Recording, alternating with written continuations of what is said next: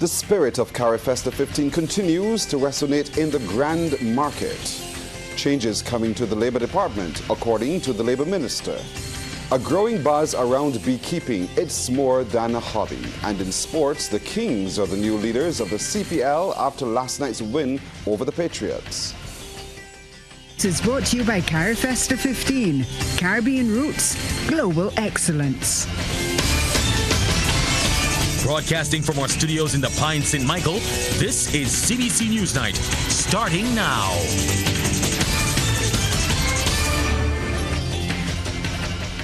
Good evening, I'm Pearson Bowen. As the focus remains on Carifesta 15, we begin tonight looking at the sustainability of the arts. That was an issue raised during one of the big conversations for the festival. There is a view that creativity must be backed by sustainable financing if it is to drive regional development. It's coming from President of the Caribbean Development Bank, Daniel Best.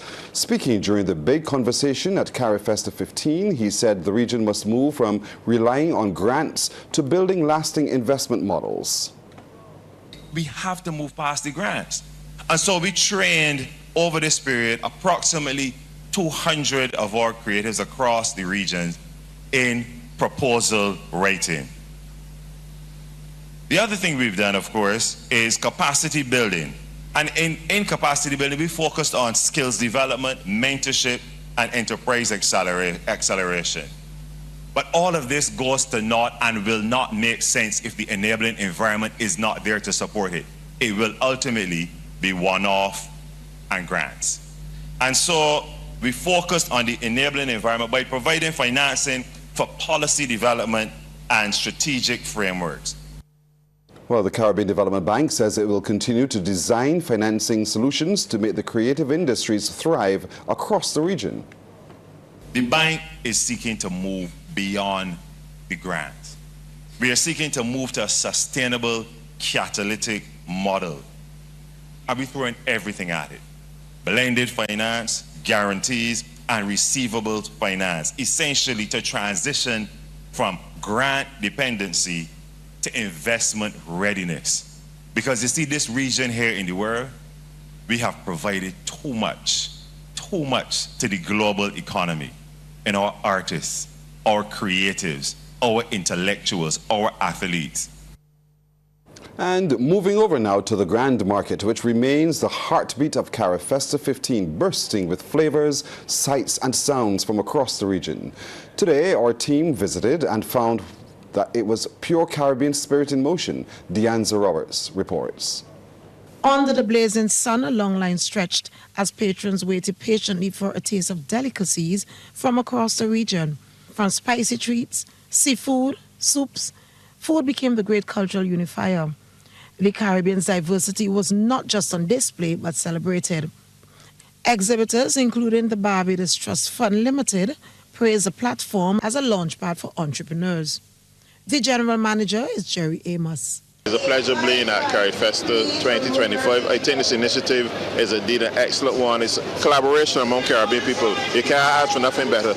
I think that what we have here is a spectacle pulled off by the NCF, and I think that Barbados have done great here. Our clients are enjoying the festival. We're having good reports of good sales, and we can't complain about what this is going to, the impact it's going to have on the economy. I think it's going to be a very positive impact, and this is money well spent. Festival goers, ministers, and even motivational speakers all echoed the same sentiment. Carifesta is nothing short of awesome. Motivational speaker Raphael Saul says he is blown away just by the architecture itself.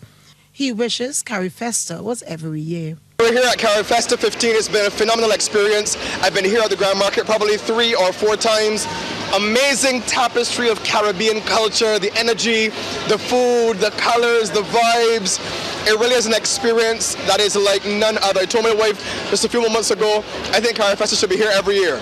St. Michael's South Member of Parliament, Marsha Caddell, says what Barbados has presented to the Caribbean and the world is a world-class event.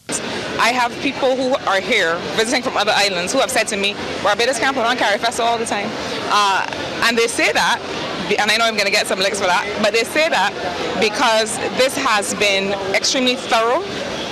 There have been so many events across all kinds of disciplines, and what is interesting to me is that the creatives, the artisans have been able to make connections with each other that don't depend on anything else. So when you bring people together to explore their common business and their common interests, you are going to be able to make connections that are going to have an economic impact. Among the crowds, dignitaries such as the acting president of Barbados, Reverend Dr. Jeffrey Gibson, and the head of the Caribbean Development Bank, Daniel Best, showing the true pull of the regional cultural extravaganza. The Grand Market continues to be the festival's hub, proving that at Carifesta, there is something for everyone. Deanne Roberts, CBC News. Well, there is major potential for Ghana and Barbados to work together to boost each other's tourism and cultural industries.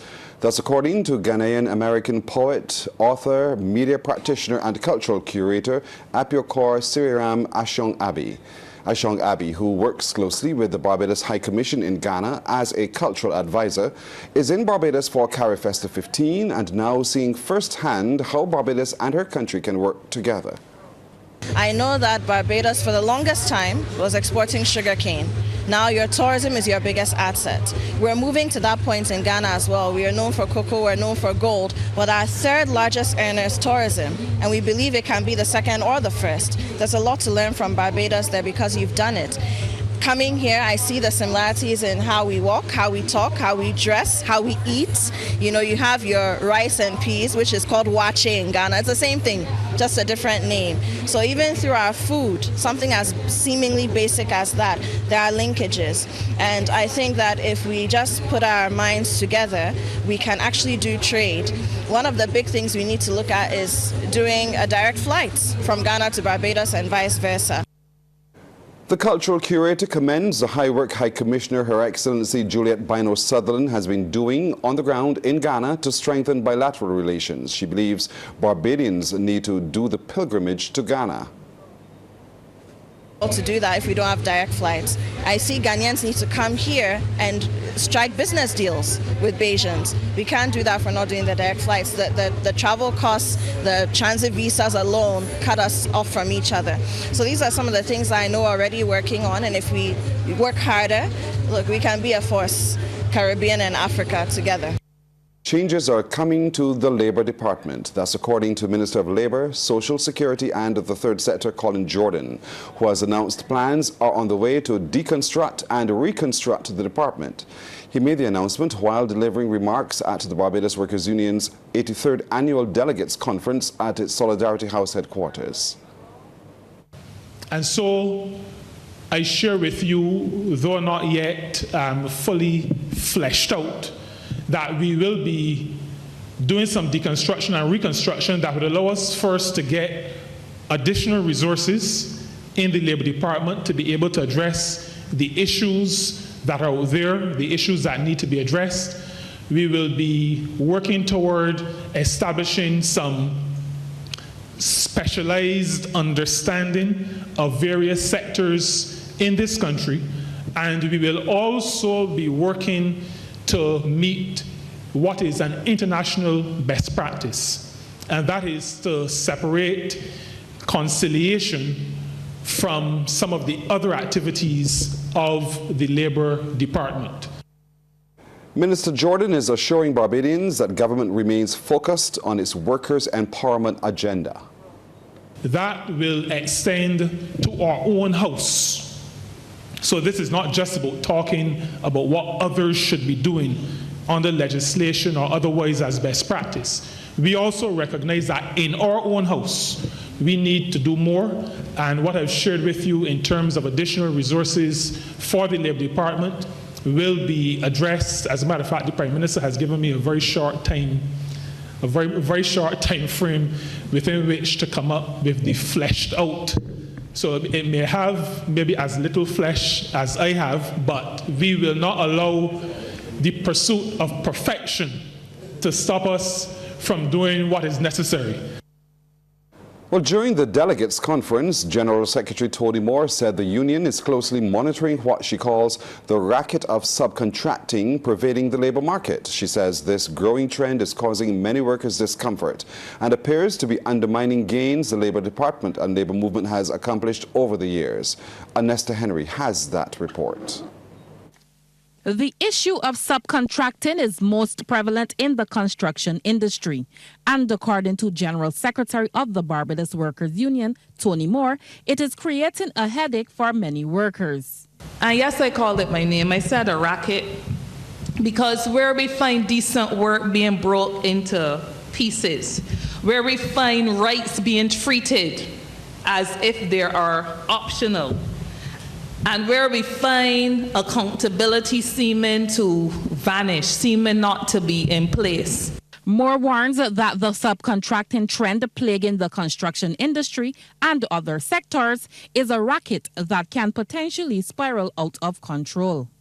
Because you have a situation where contractors are engaging other contractors who are engaging other contractors, and then you're not able to keep control of accountability in the ways that matter.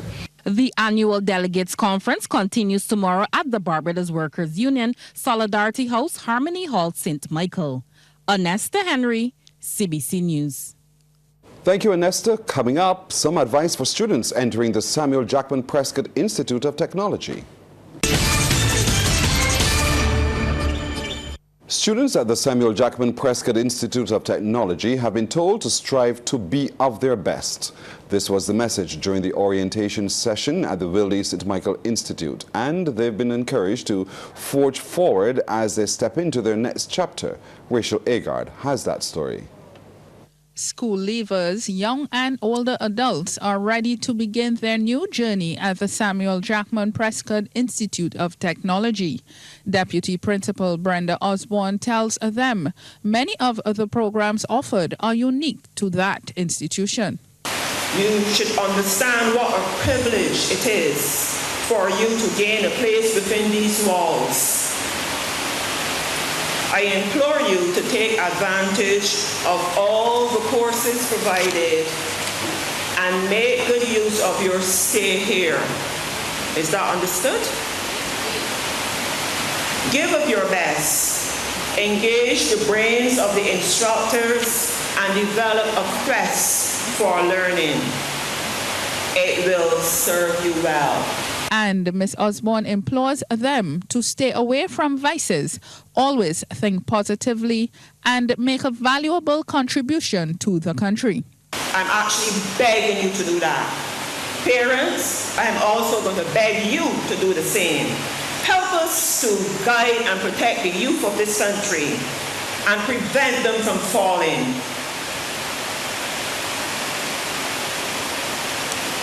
Please help us to prevent them from falling. For some of you, this may be a second chance. Strive to make a positive contribution for self and country.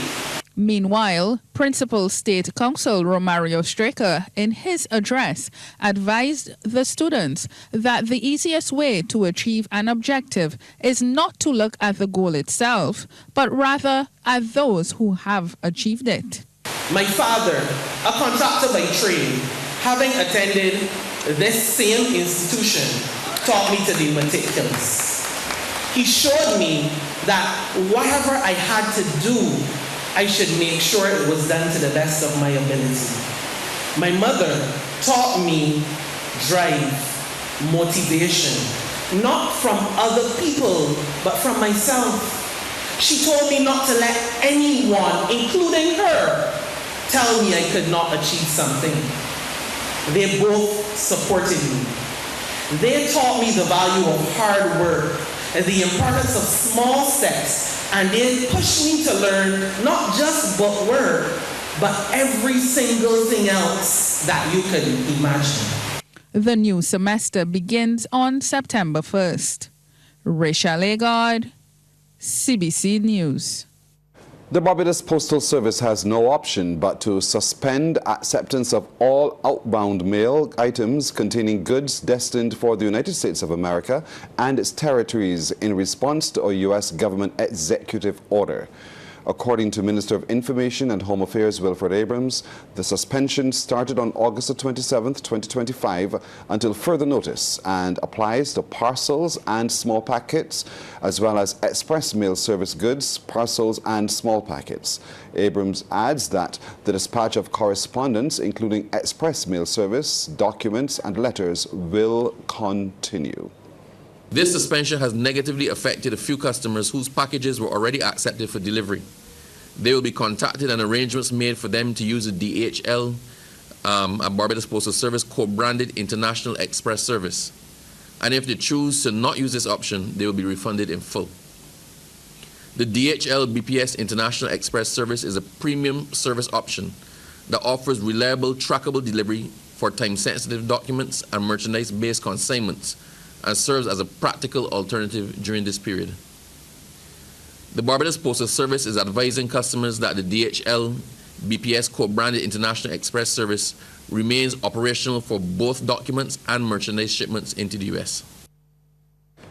Minister Abrams is also advising Barbadians that the authorities are trying to provide options. He adds, however, that because of the widespread disruptions, in some instances there will be mail delays. He also advised that there are other courier options available. Understand that these are not partnerships with the Barbados Postal Service, and the Postal Service cannot be responsible for your arrangements with them. So you can contact these persons directly for further information. The Barbados Postal Service is currently engaging and will continue to engage with the UPU, international partners and the U.S. authorities towards a resolution or a workaround, and we will be providing updates to the public. This is not a Barbadian or even a regional problem. This situation has international repercussions and impacts. While this directive affects mail delivery to the U.S. and has the potential to affect delivery of other international mail which normally transits to the U.S., the BPS has already made arrangements to transit the majority of other international mail that would otherwise have been affected through Canada.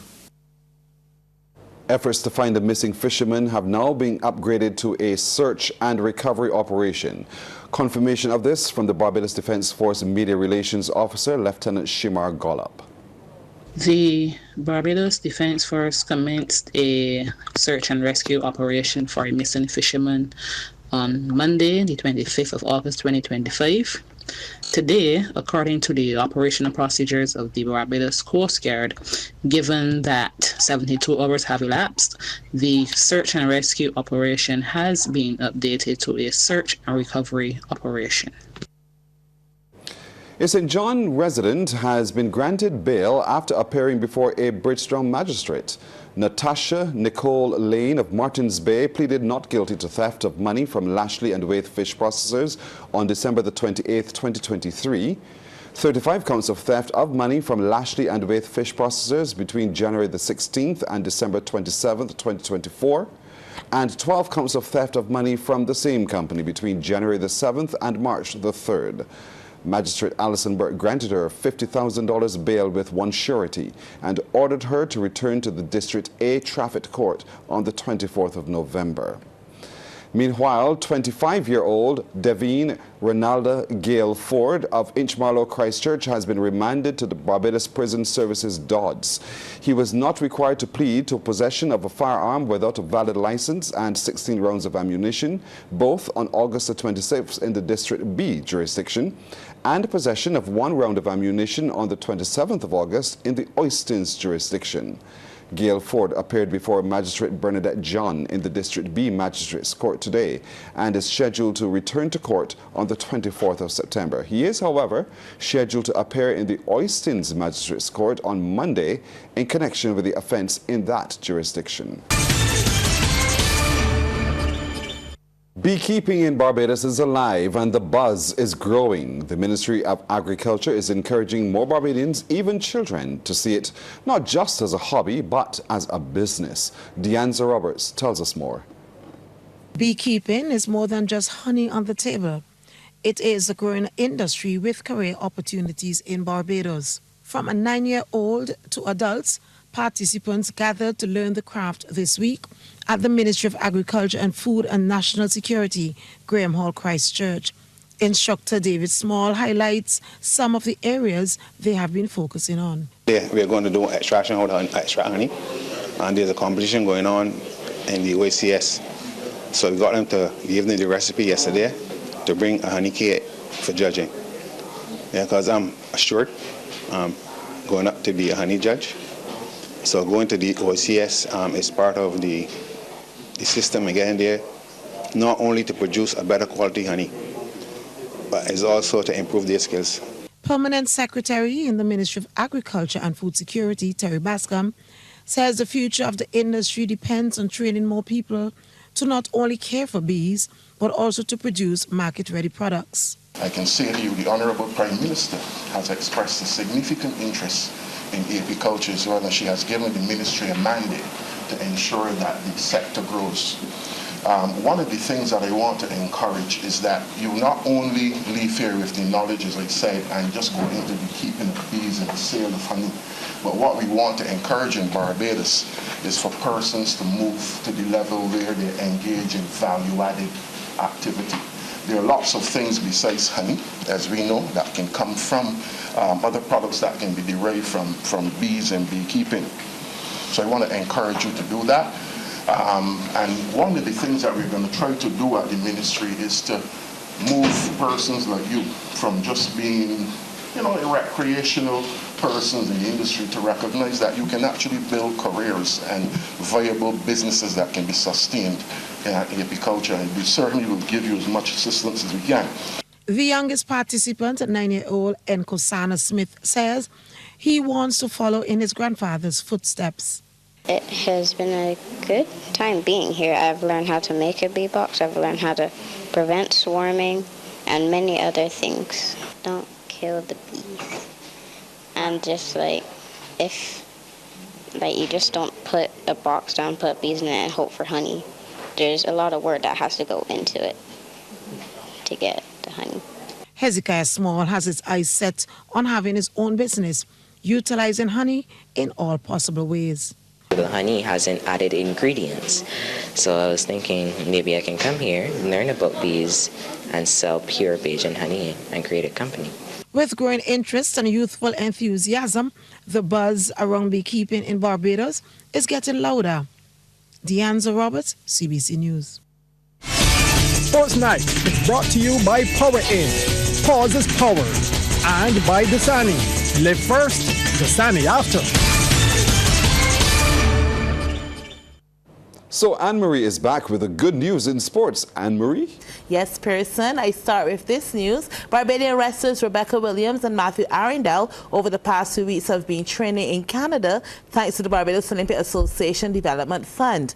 And they recorded success in a recent tournament while representing their adopted team, the Central Toronto Wrestling, at the first Phil Kennedy Beach Fun Festival at the Sunnyside Beach Park in Toronto. Williams competed against Alea Tezo in the women's under 20 65 kg division and totally dominated to win the match 3-0 for the gold medal. While the Pan American senior bronze medalist Arundel took out his opponent with a salto to win 3-0 in the under 20 men 90 kg division to also capture gold. Now Arundel has his sights on the Jamaica Open, which is set for Montego Bay later this year. Of note is that Arundel recently won the Martinique Open.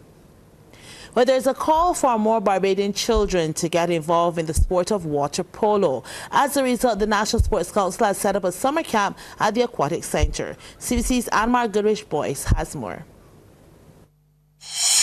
In an effort to increase the number of participants interested in the sport of water polo in Barbados, the National Sports Council has put on a summer camp.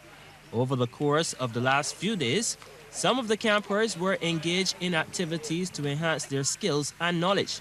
Head coach Natalia Fields says the aim is to get water polo into the school system. The purpose of the camp is really to get the idea of water polo out there, letting kids know we have a sport called water polo. This is how water polo is played. We want to get it into the school system. We want to have a schools league. I hope they have in-school sports for swimming, in-school sports for athletics. We want to have an inter-school water polo championship.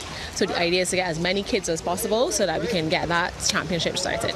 She also says there's an active approach to get more kids enrolled. We are constantly recruiting kids. So right now we have an active club going.